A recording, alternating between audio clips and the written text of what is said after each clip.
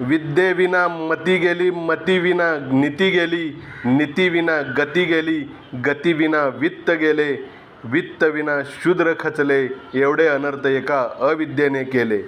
हा महात्मा फुले यांचा संदेश म्हणजे क्रांतिकारक तर आहेच, पण एक नवीन तत्त्वज्ञान मांडणारा आहे. पुष्पमित्र शृंगाच्या प्रतिक्रांतीपासून जवळपास 2000 वर्षापासून एखाद्या मुक्या जनावराप्रमाणे राहणाऱ्या शूद्र अतिशूद्र समूहाचा अडकलेला हुंकार मुक्त झाला या संदेशामुळेच.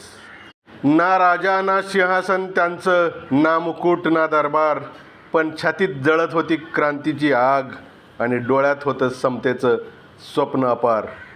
जिथं माणूस माणसापेक्षा लहान ठरवला गेला, जिथं जातींनी माणुसकी तोडून टाकली, तिथं एक आवाज घुमला, शिक्षण हा प्रत्येकाचा जन्मसिद्ध हक्क आहे. त्या आवाजातून जन्म झाला सत्यशोधक समाज, सत्य शोधण्याचा, अन्याय तोडण्याचा आणि माणसाला माणूस म्हणून जगवण्याचा. आणि मग उभी राहिली एक क्रांती, पुण्याच्या भूमीवर पहिली मुलींची शाळा, जिथं स्वप्नांना पहिल्यांदा पंख मिळाले, जिथं मुलींनी स्वतःला ओळखायला सुरुवात केली. कल्पना करा त्या काळाची, जेव्हा मुलींचं शिकणं पाप मानलं जायचं आणि एक दाम्पत्य उभं होतं जगासमोर. ते म्हणत होतं, ज्ञानच खऱ्या स्वातंत्र्याची गुरुकिल्ली आहे. त्यांनी फक्त मुलींची शाळा उघडली नाही, त्यांनी समाजांची दारं उघडली.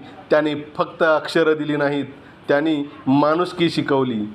आजही जेव्हा एखादी मुलगी पुस्तक उघडते, तेव्हा त्या संघर्षाचा आवाज ऐकू येतो. आजही जेव्हा अन्यायाविरुद्ध कोणी उभा राहतो, तेव्हा त्यांचीच प्रेरणा जागी होते. कारण क्रांतीची ज्योत महात्मा ज्योतिराव फुले यांनी पेटवली, ती कधीच विझता कामा नये.